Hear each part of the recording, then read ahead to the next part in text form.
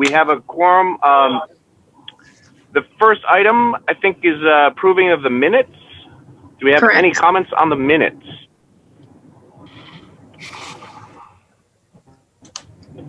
Do we have a motion to approve them as written? I will make that motion. All right. Thanks, Randy. Anybody else? We have a second? All those in, was that a second? Yeah. Hearing no second. Second. Thank you, John.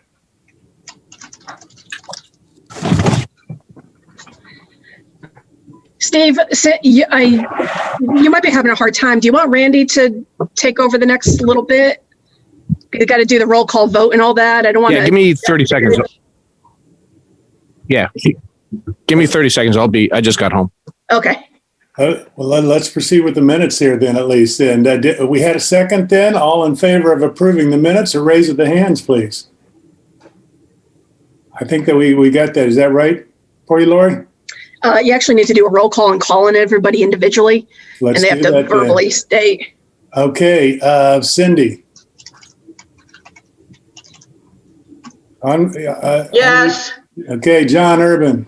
Yes. Marcy.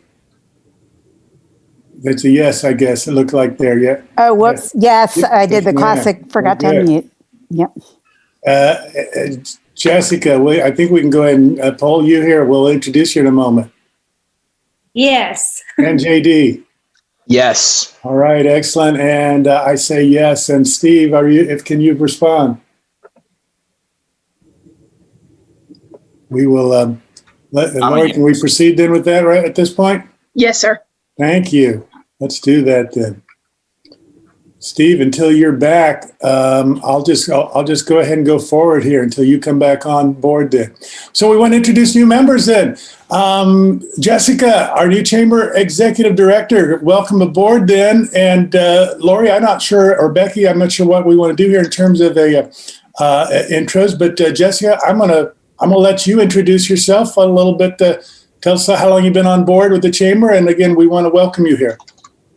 Sure, thank you.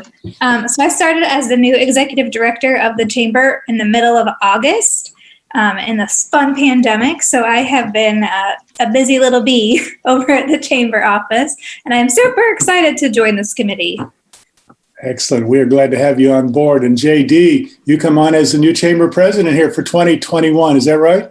I do. My reign has just started.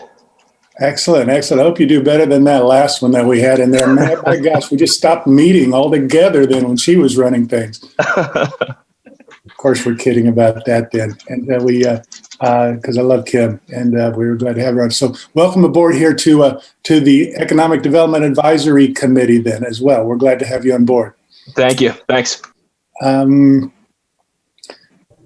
Steve, are you back with us yet? That was a long 30 seconds, I believe. Laura, should we go ahead and do I feel like we need to come back to number 4 then when he comes back. Would that be fair? You know what? Actually, he must have dropped off and is trying to come back. Hang on one second. Okay. Let me get him back in. Very good. And Brett is joining us as well. All right. Here you are, Steve. So I heard that. Number 1, 2, and 3. Awesome. All right. So I guess we need to elect a chair and a vice chair.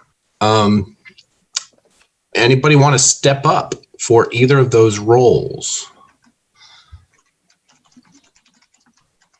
So I've shared, I'm willing to continue in my role as vice chair in 2021, but I am open to new ideas and new people coming on board as well.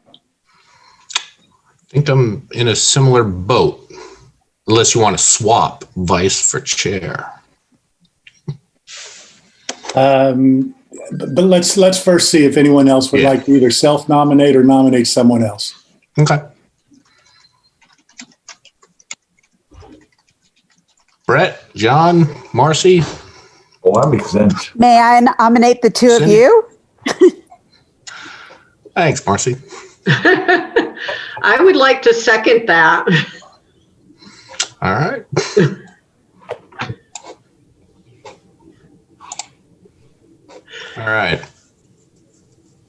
Brett, do you have a urge to jump up?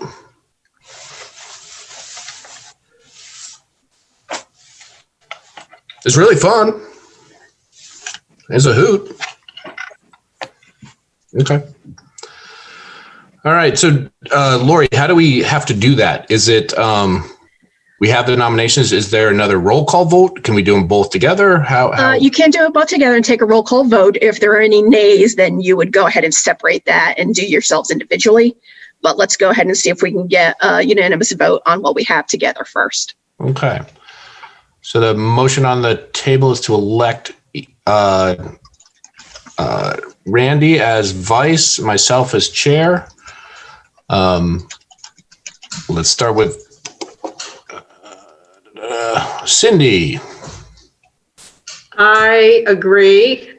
I vote yay. I think that it's important under the circumstances of what we've had in the last year with COVID-19 and everything, that I certainly don't feel I have enough knowledge to run this committee, even as a second in charge person. Randy does a much better job than I do. All right. JD, are you a voting member? Believe so. Okay. Let's hear it. And my vote is yes. Cool. Mr. Mitchell? I vote yay. Marcy? I vote yes. Okay. Mr. Urban? Yes. All right. Is Ms. Tuller a voting member? No, I don't believe I am. she's not. Okay. And Brett? Brett, are you there? We haven't heard from you, Brett. Brett? Do we put Brett as an abstain? I'll handle that. All right. Lori, we actually have a quorum when someone is there in name only? We would have to recognize him to make him part of the meeting. I didn't see him come on or hear him verbalize. Yeah. Did you guys see him at any point? No. No. Okay, so until he actually joins us visually or audibly, he's not part of the meeting. He's not an official part of the meeting, I should say. But we still have a quorum though, is that right? We do still have a quorum, so Okay, we we're can good. continue. We're good. So All right, bottom line is, Brett, if you can make yourself visible and audible, that would be very helpful. I say All right, we so just that- go on until he does. Passes and we move forward?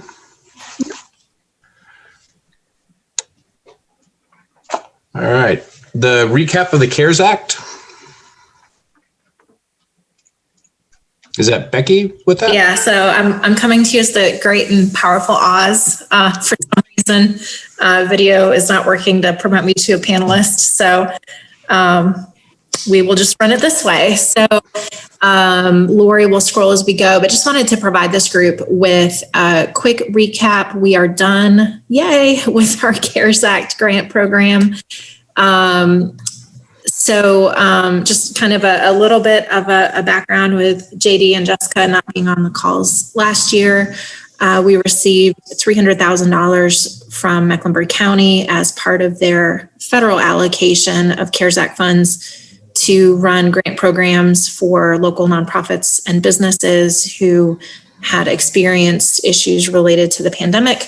We ended up doing 2 rounds of applications to get the funds paid out. So the first round was back in October and did as much advertising as we could, had a nice partnership with Red Bright Partnership to cover any of the costs incurred related to that. So that was very, very helpful to keep all of the dollars able to go to businesses and nonprofits. We did receive 28 applications that first round, and in reviewing the applications, 7 were deemed to be ineligible. 3 of those were due to sufficient gross receipts. The company had not made enough money in the prior year to qualify. 3 were ineligible due to not being located in Matthews, and 1 had not been in business long enough. And those were just some of the eligibility criteria that this group had set for how a business or nonprofit could qualify. We also had to deny 3 based on having incomplete applications or late applications, but all of them were encouraged to reapply in round 2, and some of them, in fact, did that. We also had to deny a couple based on ineligible expenses that did not meet the criteria listed for that round, and again, encouraged them to reapply. So kind of clearing through all of that, at the end of the day, 12 applications were funded, including 5 to nonprofits, and that totaled $93,460.36. And Lori, can you scroll, please? Thanks. So in working with the recipients after that initial approval, 1 ended up declining the award. They were not able to provide the receipts that they thought they were going to be able to. 1 had an adjusted award because their actual expenses came in lower than expected. And so our total, after taking those into account, was $88,308.87.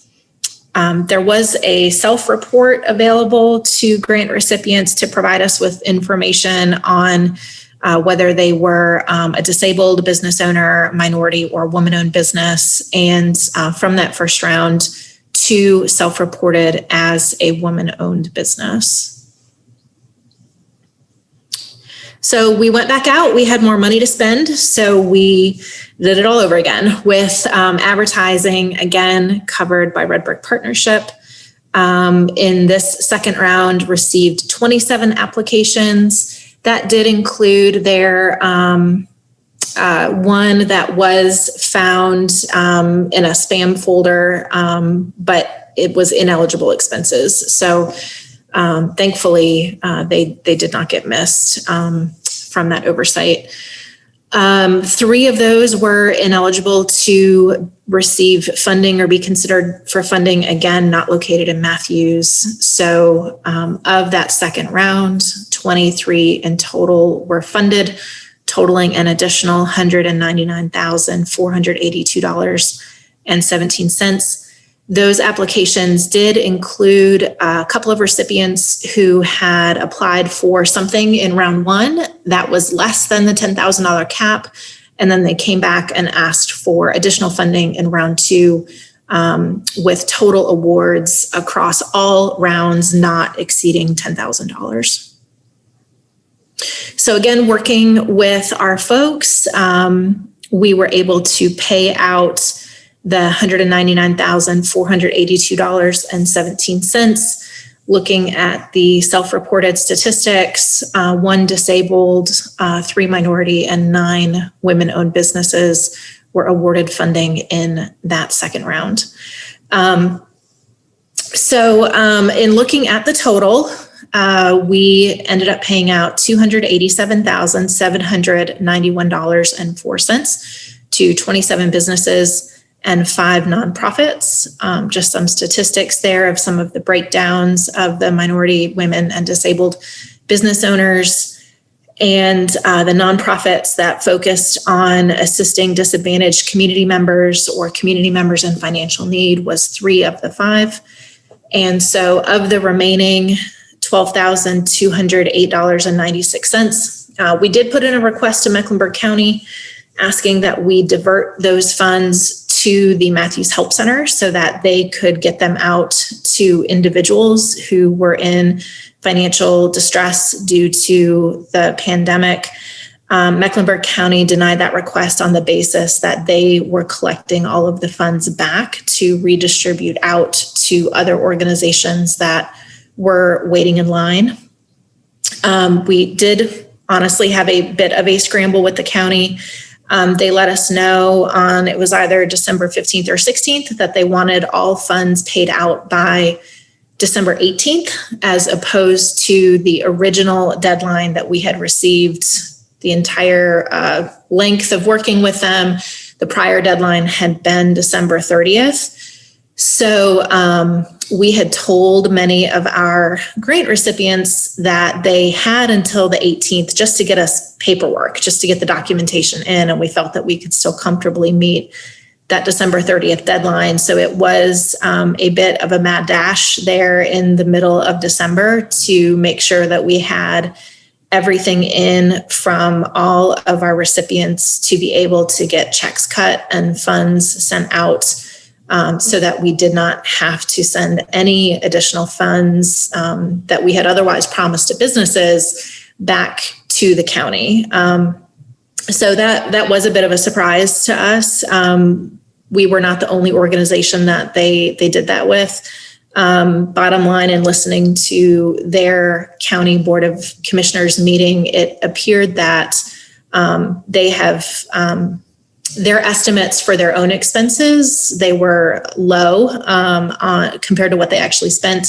And then they had a lot of additional requests. And so they were basically attempting to claw back as much funding as they possibly could to make sure that everything got spent by the 12/30 federal deadline so that nothing had to go back to the federal government. But we made it. Everyone got their money. All of the documentation was also submitted to the county by the 18th of December.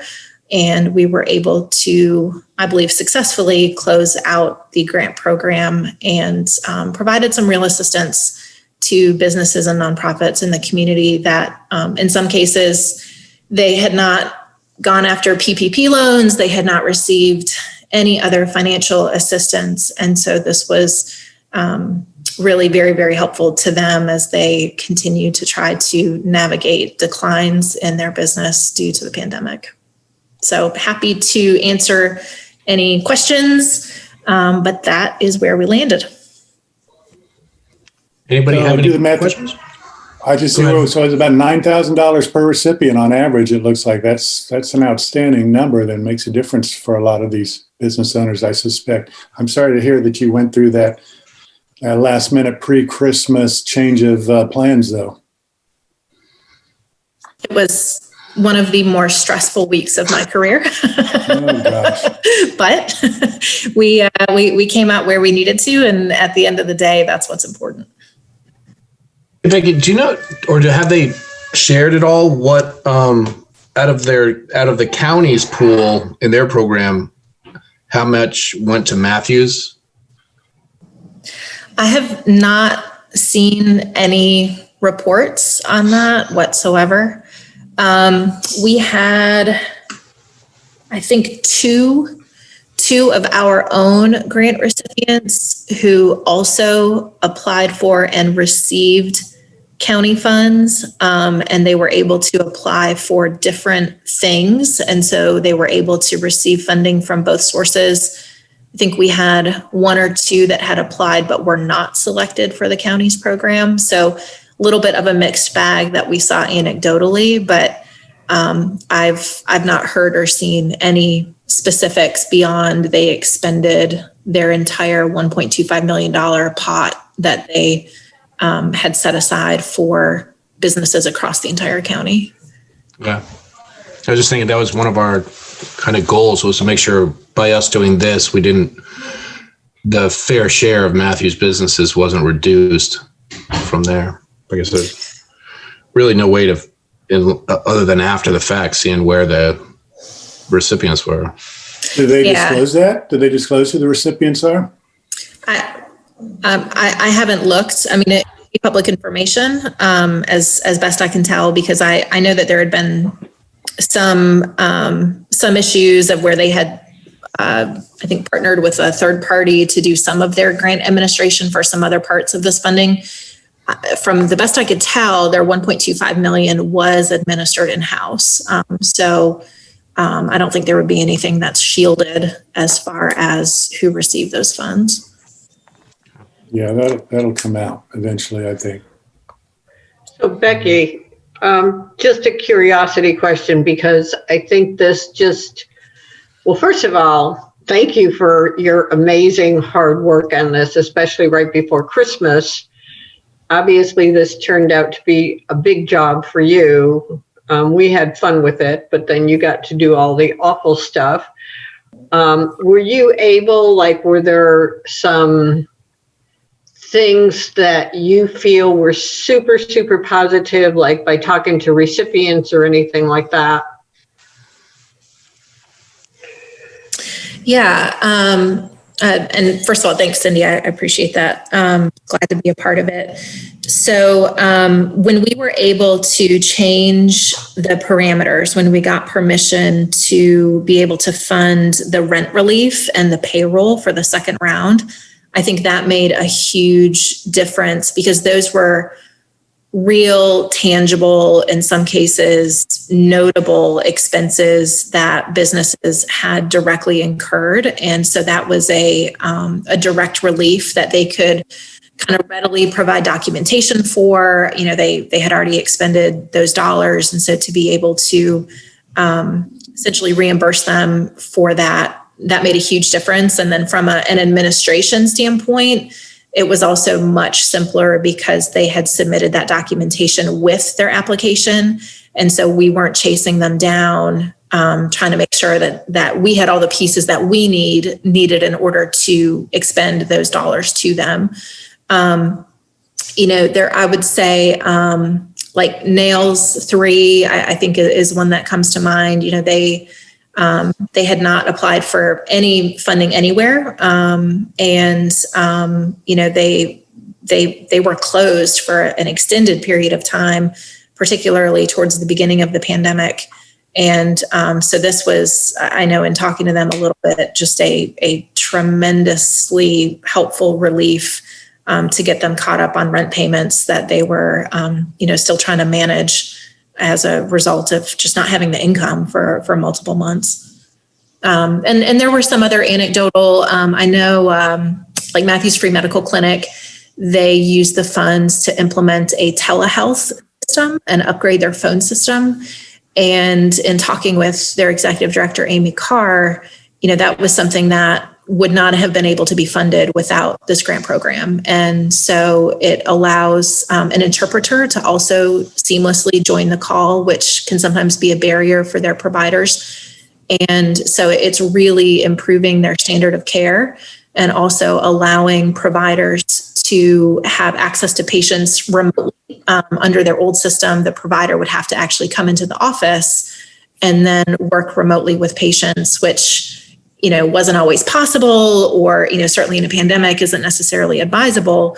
And so they could really log in from anywhere, be able to provide that care. And that's something that they will be able to continue on with long after the pandemic is over.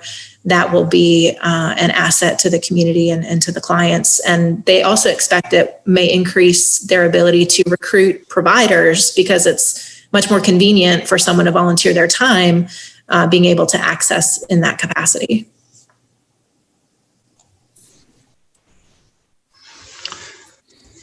Becky, overall, go ahead. I just question. Becky won't like this question, but I want to ask it because just put it out there. So there's been a new like PPP round 2 and CARES Act. Has there been any word about there's going to be funding coming down to the county levels again? So we've asked that question. I don't mind that question at all because we would love to be able to provide more assistance if we can. Certainly the town is continuing to incur its own expenses that we would love to have relief for as well. But the most we have heard is that the most recent rounds of funding included funding for more of like rent and mortgage relief, particularly for individuals. And so the county is receiving funds for that. We did ask that they consider looking at Matthews again, particularly through the Matthews Help Center, being that partner that could readily expend those funds into the community. And they said that they would look into it. That's kind of as far as the conversation has gone to date. I don't believe they have actually physically received those funds at this point. But nothing else as far as like just general business, grant relief or anything like that. There's nothing else at this point that we're aware of. I can't think of like a holiday that we could ruin the week of before for you coming up. Maybe 4th of July, we could. just pick it. It's fine. Now I will say, hindsight, there ended up being more administrative work than was expected on this. So if we ended up doing it all again, I think there's just some other ways that we can divide and conquer amongst staff to continue to make it successful. So it's not something that I would shy away from if given the opportunity, so much as just maybe organize a little bit differently on the back end. I would just say for those who couldn't participate in it, I think, Becky, you made it easy for Steve, me, Kim, I don't remember who else was on that, John, and we got to vote on and give away money. So in the future, if it happens again, I hope others get to have that opportunity, because we really felt like we were making a difference representing this committee in supporting, serving, and bringing relief to some troubled small businesses in our community. Yeah, Becky, I can't thank you enough for what you did. I mean, I think 99% of the accolades need to go to you for getting that done. Excellent. Any other questions or comments? Or we put that one behind us as a success? No? All right. Nice job, everyone. And now for the fun part for 2021, the Business Summit. Anybody have any ideas for topics before we open it up? Something to think about that would be the fall of 2021. What possibly could be going on around then will be coming, hopefully, out of COVID. Businesses starting to get up and running. The transportation things will be a little bit more known, perhaps, in the fall. Where everything stands in terms of what businesses survive and what haven't, I think we'll shake out by then. Any other ideas of what that will look like in the fall? And then the idea being taking that notion of what will be happening in Matthews in the fall of 2021. God, I'm terrified to even, I think I just jinxed it. What then would be valuable to the businesses for the Business Summit, right? Would be the corollary to that kind of thought process. I'll open the floor if anybody has any ideas or wants to freely share any ideas you have. Did we have any notes in the past few months prior to the CARES Act that we started flushing out some ideas? Is there anything on record on that? Not since we shut down back in March. John, I think we immediately said we're not going to do a summit in 2020, and I think we just tabled all discussion on it. For JD and for Jessica, for your benefit, we may not have much history. We've annually done a business summit where we invited small business owners, sometimes nonprofit owners too, folks in the community to talk about business. We've sometimes brought in speakers. We've had panelists. We've interviewed panelists on different subjects and talk about doing business in a small town. We've talked about the local resources available in the greater Charlotte area, available to small businesses to help them, whether it's from the county or whether it's from CPCC or the Small Business Administration or other sources. So we've done these various summits then. So we're talking about the idea of doing it again, but what would be the subject then? So a little bit of background there. Would turning the summit on its head be a little bit different from the standpoint of using this as an opportunity as a cathartic relief for businesses? So business owners are all invited to sit around a big circle and sit there and talk about what they've experienced, what they went through, and what they would like to see moving forward. Is there something that the town could do? Is there something that EDAC could do? Is there something that they're looking for that they just haven't been able to find? I mean, sort of inverted a little bit. We're always sort of sharing with them all best practices and things like that. Is there a way to sort of turn that on its head a little bit and just give everybody a chance to sort of get it out there on the open. What they want is sort of a release valve. I like that idea. I mean, and that can also help kind of set the stage of what our focus is on in terms of. Yeah, I mean, what's important to these businesses now moving forward? Are there things that we need to look at legislatively with the state, or is it a federal issue and stuff like that? You know, when the dust settles, what really becomes the concern for them that we need to sort of rearrange our priorities? I want to hear go ahead, Cindy. I was going to say, it sounds like a session that could be led by a business coach, even, you know, to kind of ensure that everybody, you know, talks and to kind of help see, you know, things that folks have in common and how they can work together. Maybe is a way to do it. Yeah, I think to your point, Marcy, that the moderator would have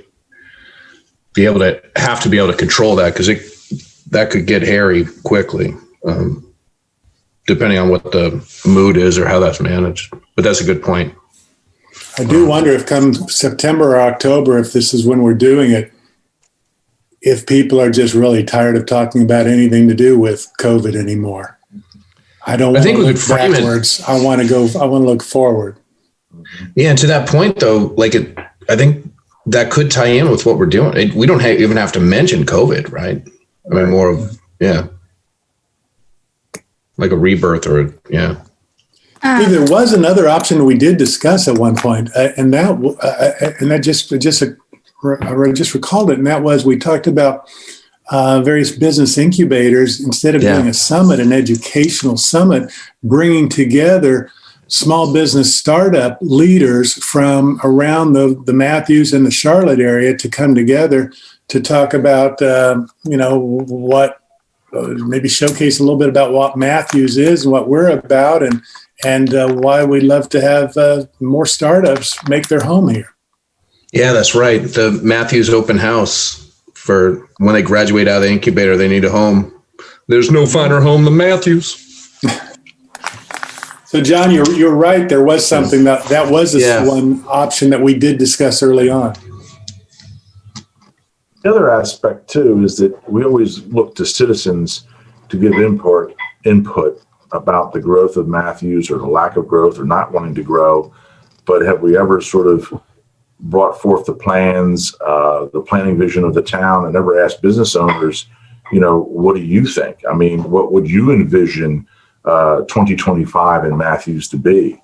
I think their take would be greatly different. And the fact that we have a lot of exciting things to talk about, like the Silver Line, maybe there's also a vehicle for them to which they can express themselves about how they see the vision of Matthews. Because I think to some business owners, they would have a completely 180-degree vision of what maybe a lifer who has lived in Matthews all their life. I mean, we tend to sort of ignore the businesses in a lot of respects, which are the backbone taxpayers as well. And we sort of placate to the citizens, which is fine.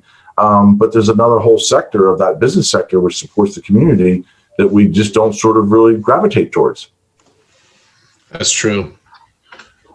And that I can almost envision putting both of those together, right? What do businesses want, but then also giving them a voice. Almost instead of like a summit with speakers per se. What was it? I think we did like we were trying to get public input on the expansion of was it John Street? Or is it Monroe Road, John Street? And they had like 5 or 6 different sections mapped out. People could write on the boards of what they wanted. I wonder if we could do something similar to that with, easel setup or whatever, whiteboards, and have somebody at each station kind of taking an input on 4 or 5 different, like, what do they want to see from the town for legislatively? Have some speakers on each one of those sections. And then we can kind of tie it all together. I like what you're talking about in terms of giving the business owners a voice, and capturing that. I like that. So let me make sure I understand, because what we're talking about then is having the business summit more as an opportunity for businesses in Matthews to give us input. Yeah, but I can also see it. We could also tie it in, inviting those businesses that are in the incubators coming out and asking them, what would you want? Like what keeps you from choosing Matthews? I mean, there's a whole host of things we could be asking, right? Well, I've only been to one business summit when I first started with this committee, and it was at the Sportplex. Yep. Mm-hmm. But one of the things in talking about this that I think about is having it more like it went, I remember lunch, and I remember it was round tables, and we talked about, had several different speakers. And I'm wondering if we would think about having different breakout sessions and different topics to get input that may be germane to different kinds of businesses or maybe of more interest. But I don't know what we have done historically as far as location, because that would involve several rooms. Yeah, I'm sure we could. Yeah, I'm sure the Sportsplex would be available. That room can be partitioned as well, as I recall. And there are a number of meeting rooms at Town Hall too, right? There are a couple there that could be broken out. Yeah. And we have the community center too. I mean, if we were to go down this path, I'm sort of envisioning it as having an introductory period where, you know, whoever we want to get and introduce what's going on in Matthews and maybe go over some of the stuff that's happening with like the Silver Line and all that kind of stuff, and then have specific breakout areas that might be appropriate for different lines of interest for people. Is that kind of what you're thinking, John? Or are you thinking of one big? Well, I mean, to your point, it makes a lot of sense to have some breakout, but I think the problem is the person at table A doesn't get to participate in table B and they feel they've missed something.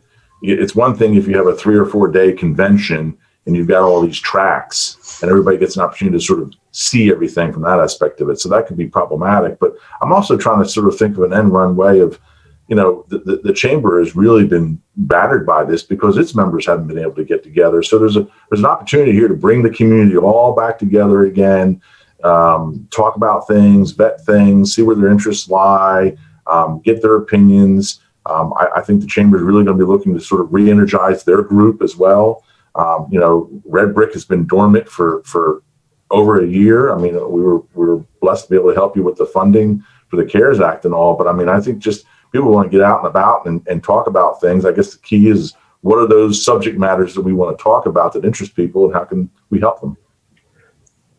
Jessica, if I may bring you in here, does the chamber have plans for the Business Expo at all? That was normally done in like March. I'm sure that's not happening, but is there anticipation at some point that Business Expo happening again? So I would love for it to happen again. What I am looking at right now is a couple different options. So one, I was thinking of making it more of a community event and trying to do it either in the summer or the fall, which is why I did not know about the business summit, which would be a great pairing because could happen at the same time. But what I would like to be able to see is that not only do our businesses get to come together, but actually community people who live in the community come out to see the businesses. I think the location right now is a little bit trickier where we currently have it. So I'd like to get it somewhere closer to downtown so people can actually visit these vendors and see what kind of businesses we have out. And I also wanted to say, I went through the Matthews 101 program this last fall, and some of the things that you guys are talking about, we did, and there were several small business owners in that program. So I really think they enjoyed being able to give some of their input on how they think Matthews should look. Like we were given, imagine this piece of property came up for sale. Like what would you envision going here? And it was really cool to hear what the other business owners might like to see or what might have helped them when they first started. So I think that is something that they would really enjoy as far as a topic or something like that, like to be able to give their input back. And if that's something that the chamber can do, the expo, and kind of pair it with the summit at the same time, that is an even better opportunity. But I'm literally working on that right now. I wonder if that is an opportunity that because the expo that's in the afternoon, right? It's historically it starts like 2 or 3. I think or is it later. I think somebody told me it usually starts around 4 and it goes to like 4 to 7. Mm-hmm. Currently it's at CPCC where it's been held before. But it doesn't bring a lot of community. The biggest thing I've heard is that not a lot of patrons actually visit. So it's more business to business, not business to future people coming to your business. So I think that's the biggest complaint I've heard about the expo as of so far when I'm trying to look at how to replan it and reimagine it. Steve, I'd suggest if we're going to do a business summit, that if they're going to do the expo in the fall, possibly, and everybody's planning stuff for the fall, and they should, because there's nothing that we're going to be able to do here this spring, that it might make sense to do a combination of some kind. JD, I saw you unmute there, so you got something, I'm sure. Yeah, no, I mean, I think Jessica hit it on the head. I think the business expo, we're trying to retool that because it's, she's right. I mean, it's out at CPCC.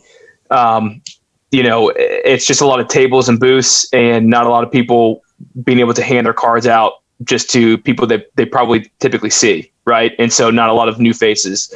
So if you could tie in some type of event where people are able to talk about their business as well as learn more about what's going on in the community and give their input together, I think is a great idea. And maybe, the first part of it is businesses talking together in somewhat of a summit atmosphere, and maybe that's 8 to 12. And then in the afternoon, you could open something up to more kind of public. So. Would that, I like that idea of kind of marrying the two together on the same day if they were relatively close, right? So you could, to that point, even if it was lunch, right, for an hour or a long lunch, we could do the business summit and then everybody rolls right over to the expo. Or is that too much? Do our business owners have the bandwidth for that day to do the summit and then set up for an expo? Or would the expo be kind of how it sounds like it won't be similar to how it has been in the past in terms of booths and stuff, or would it still be? So what I'm imagining in my head right now is that we would still have the booths where vendors would come out, but I'd like to be able to get restaurants a little bit more visibility in the participation of the expo and sort of make it. I've seen a lot of, taste of Matthews or, some kind of like little contest that gets people downtown not even downtown, but at a venue where people want to come out and participate from the community, but also gets the businesses back out there. I think pairing the expo portion with the summit is a really cool idea. And I think we could definitely poll even our members on what they would feel about that. Is that too long of a day, or is that something that would be doable? And I did also want to say, John, I actually went to a session one time where it was all about your biggest failure in your business. It was kind of like excuse my language, but like a shit show and tell. And we all had to share something that was terrible that happened to us. So I shared my worst thing that I've ever had happen in my nonprofit that I worked in. And it was really fun. It was like, you got a trophy if you were the worst story. But it was really interesting because you learned a lot about what people learned from that mistake. And it was a really good way for people to kind of get that off their chest as, man, I did this and this happened and here's what you're not going to do. So it was a really cathartic experience. So if anyone is interested in that sort of thing, I think it will go over very well also. Well, after 2020, I think there's a lot of people vying for the worst story.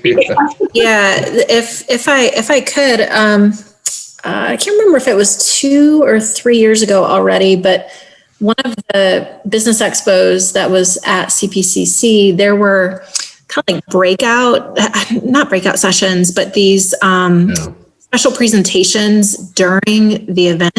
Mm-hmm. I'm wondering if maybe the business expo, or excuse me, if our business summit, if the topic could be kind of incorporated into that space. So you're not lengthening the time of the business summit.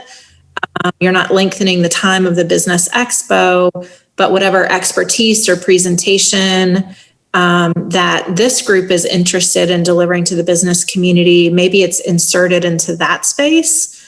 So it's really like a co-produced event or a co-marketed event that doesn't create additional burden on business owners to give up even more of their time by extending the overall.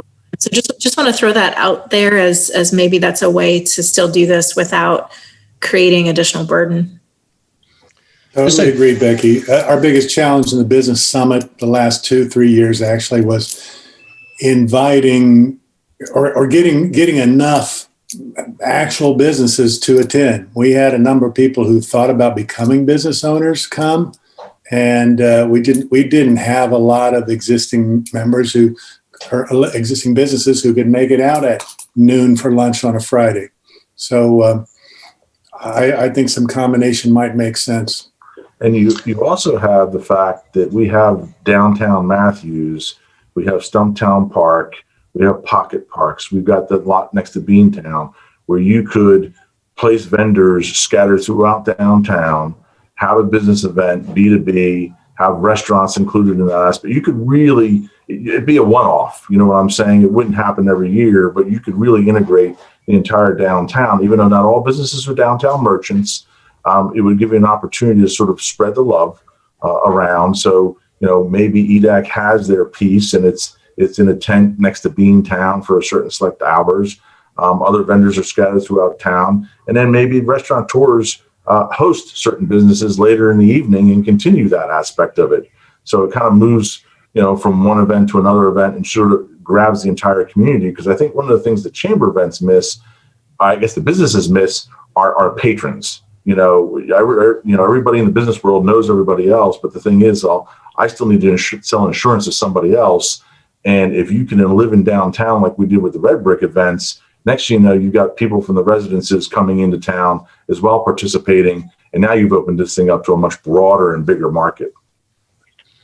What if we kind of carrying along with where, like, moving that thought ahead, if we're going to combine everything, what if we moved it to like a Saturday and we basically took over downtown, like the grassy knoll next to Beantown, and filled that with businesses that don't have downtown locations, invite everybody and their brother in town, like, hey, come on in, check out the businesses, a celebration that Matthews is back, we're open, and we could have those breakout sessions at the town hall or another, from the summit perspective to satisfy the EDAC's desires, like those breakouts, but have it instead of a Friday where it's tough to get the general populace to, or I think they're either Fridays or Wednesdays, I can't remember, like, to get out there. Maybe if we did it on a Saturday, make it as easy as possible for families and residents to come down, check things out. And then we could make almost like take over the stroll and kind of merge the stroll into the expo, and with a business summit maybe earlier in the day.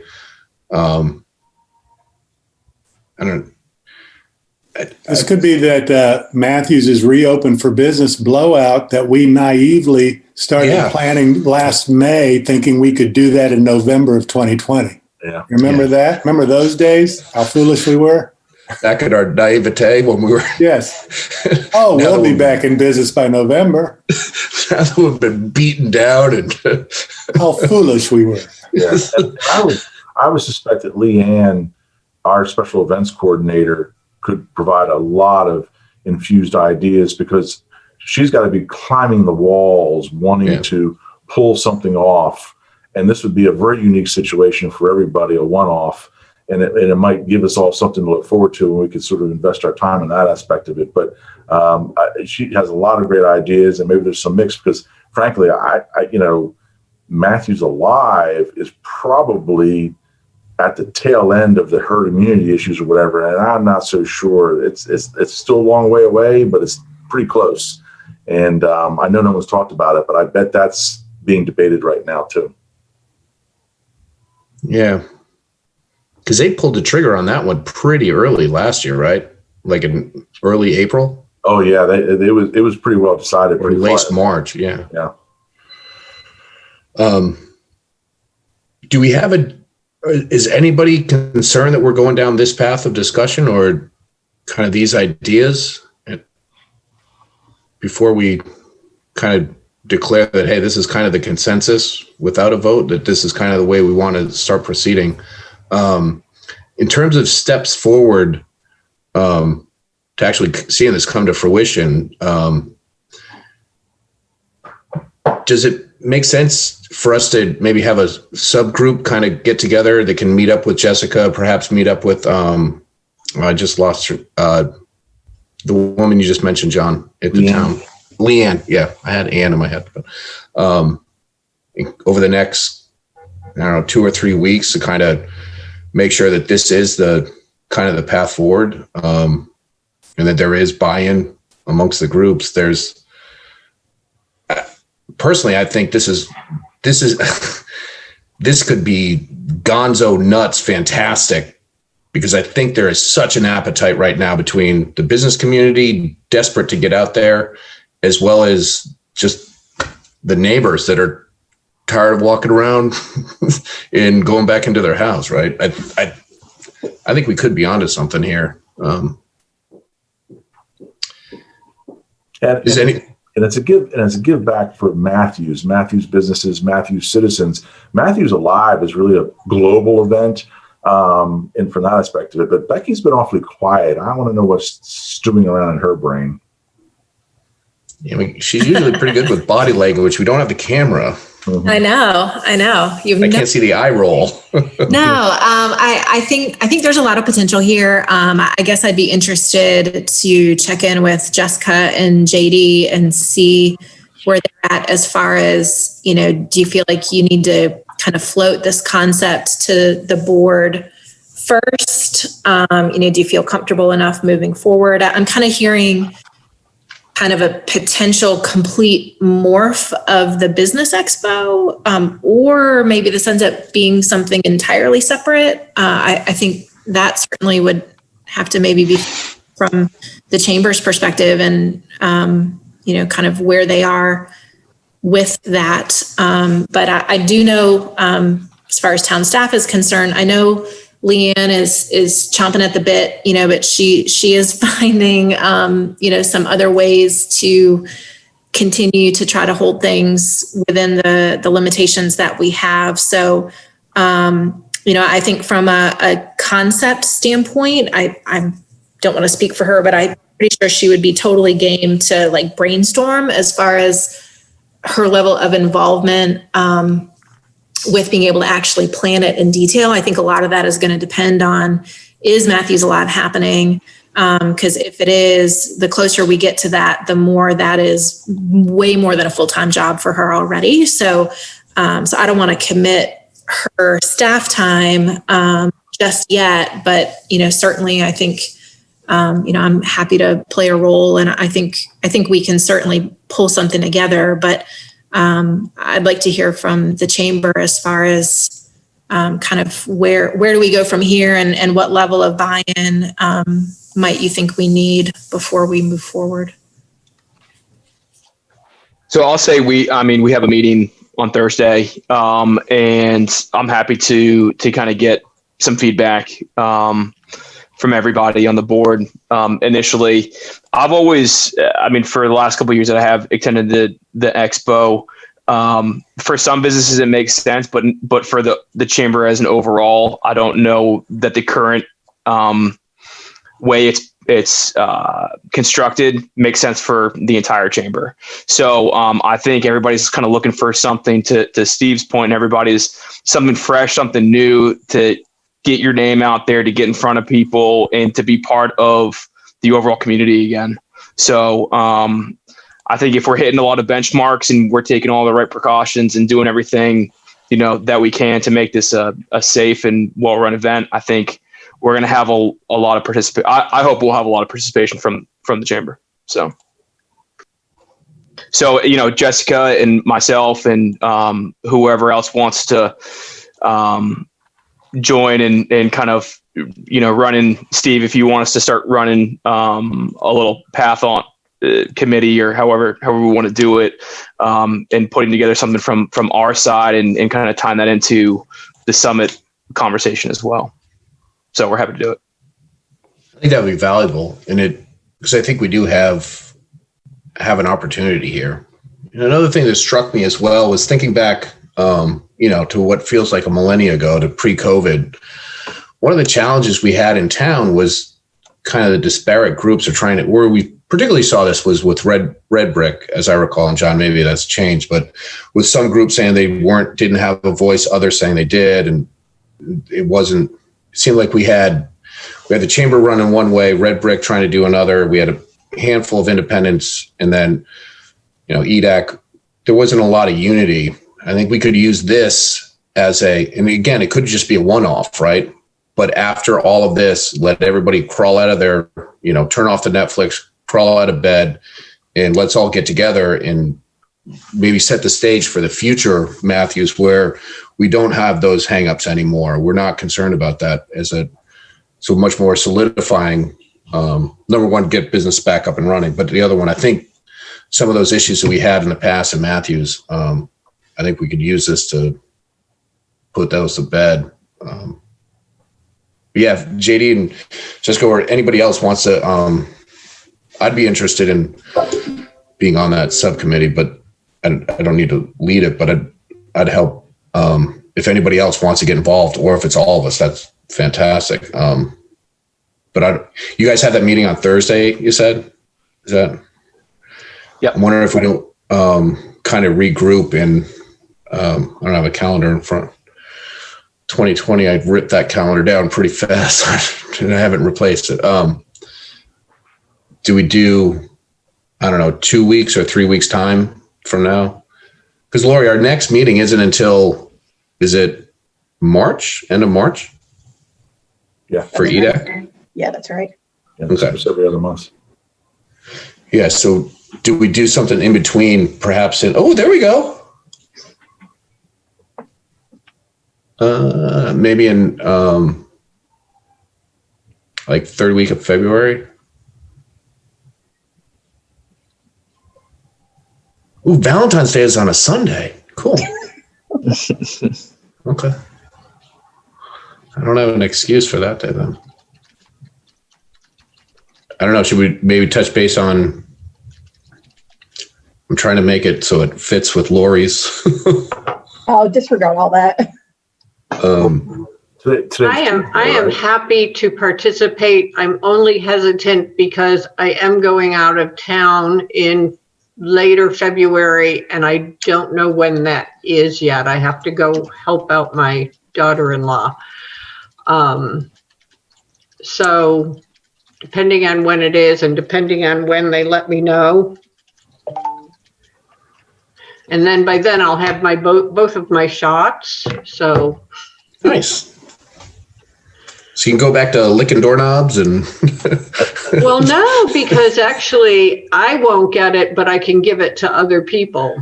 Ah, okay. This, I don't know, February 16th? Yeah, see, I don't know. Yeah. Well, I'm just for the group. I'm okay. Seeing if we can. I'll just kind of sign off for now. I'm thinking either is the 9th too soon or is it 16th?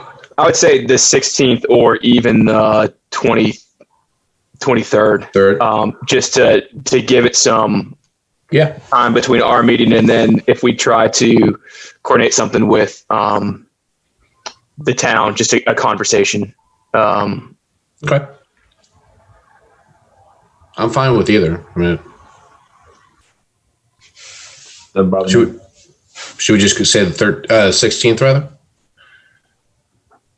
And we can do it in pencil, and we can, if it has to change that, I mean, we can change it. Why don't you just tentatively set it for the 16th, If JD goes into their meeting and it sounds positive, we hold to it. If it sounds like they got to do a little bit more work or it may not fly, we'll just go back to our normal schedule. Yeah. Okay. Cool. Sounds great.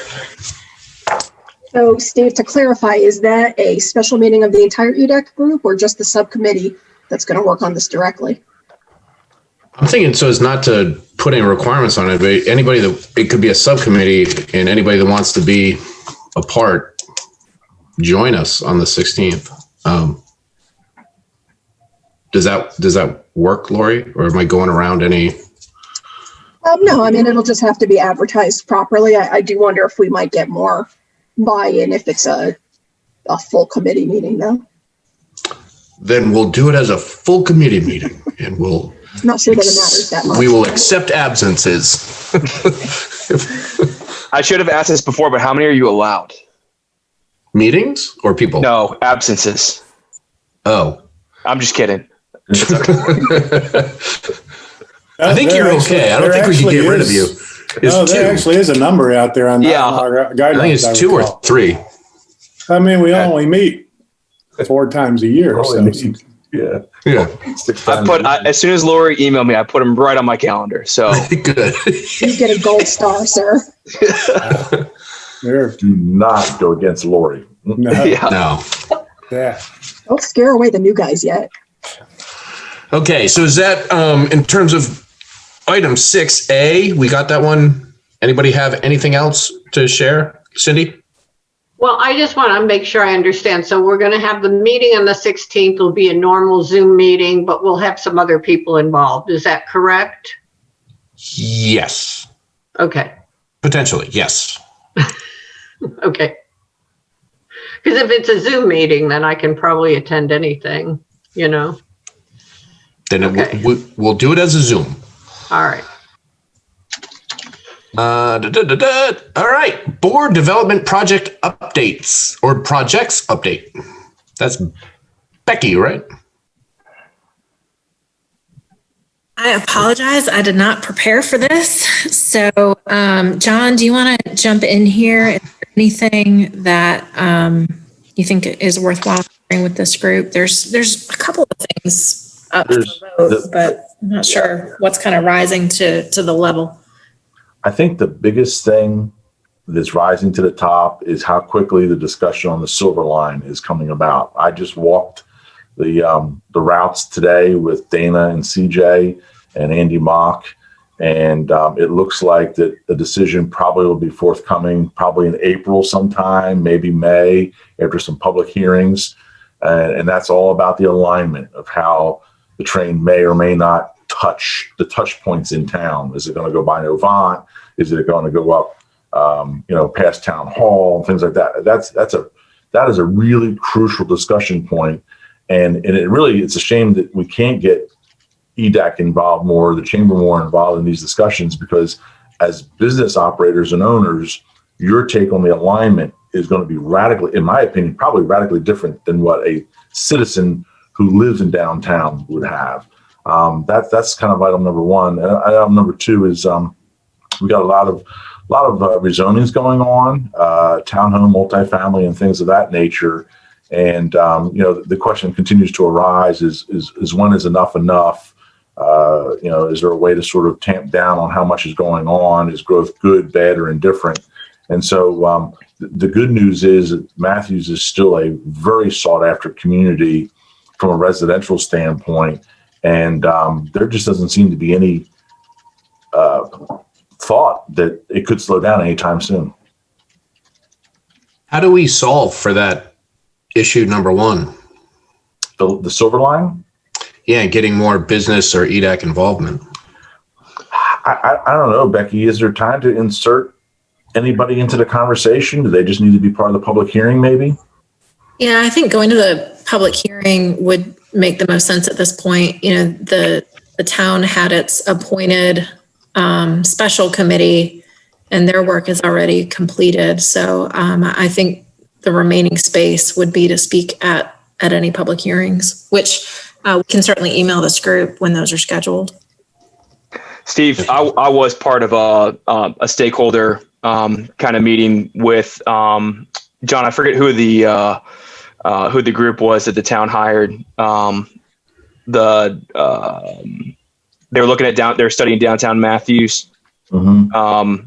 And so there was conversation with a lot of people. And so, I did raise some things that I think from the downtown business perspective, that from a connectivity and just they were talking a lot about the wide paths, like the paths for the actual, what you see in South End and NODA and all that kind of stuff. So it wasn't a whole lot of conversation about the actual stop specifically themselves, but how to better align the greenways to downtown to get more people into downtown. So I thought that was at least a positive step.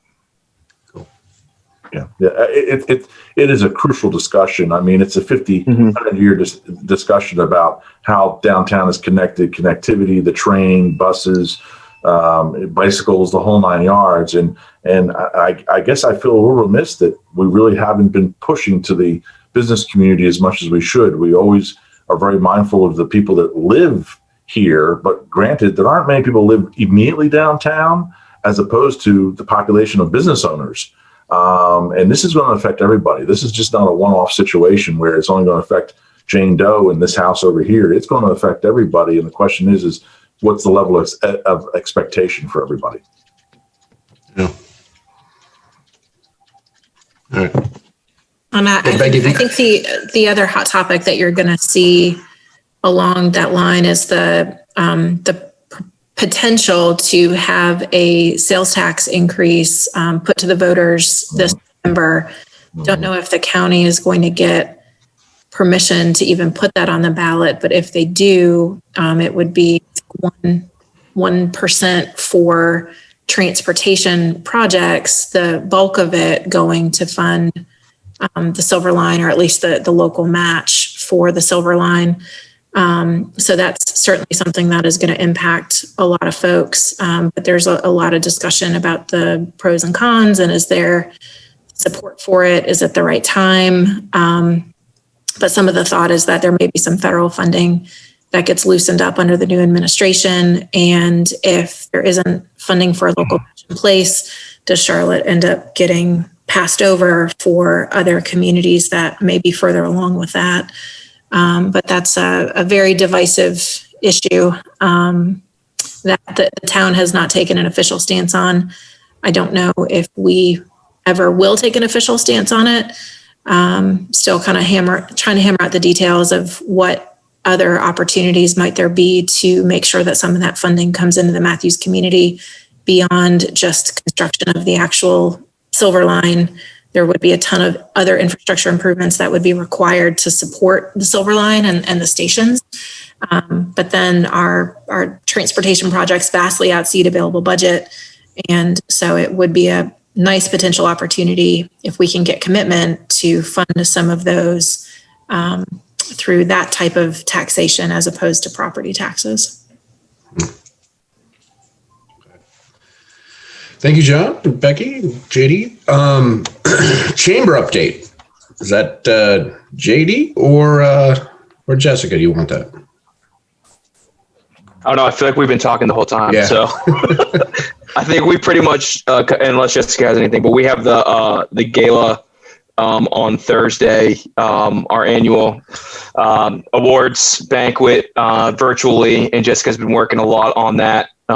Working hard on trying to get something for all of our members. So that and kind of figuring out what our schedule looks like moving forward is what we're doing. So okay. Thank you. We don't have a member who's on the quad right now, do we? Or John, are you? I sit on quad, and they had a meeting on Monday, but they moved the times around, so I missed it. So it went from 11:30 to 12, and then back to 11. So I emailed Hayes, and he said there was, other than normal beginning of year housekeeping and things like that, nothing major to report at this stage in the game. Okay. Thank you, John. Hey, Steve, can I ask a question back on the chamber? I assume membership is down. We had heard, what is it down to? How many members we have now? So currently I have 318. Okay. And we just added 7 new ones this month in January, which is amazing. Excellent. But, our restaurants are just hurting. Yeah. A lot of small businesses are, but our restaurants are really hurting. So we are trying to get out and meet in very small groups at these places to give them some business and exposure. That's great. Becky, staff report?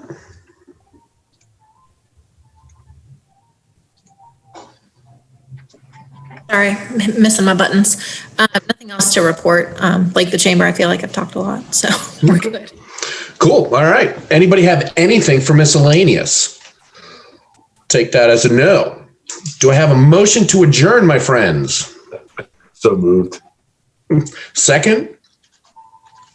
Boom. Done. Lori, we don't have to roll that, do we? Of course you did. You know that. All right. Wait, was that a yes? Yes. Oh, sweet Lord. Cindy. Okay, I saw it. Yes. JD. Yes.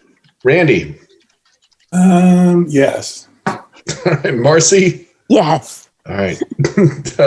Brett. Yes. Mr. Urban. Yep. And I'm a yay.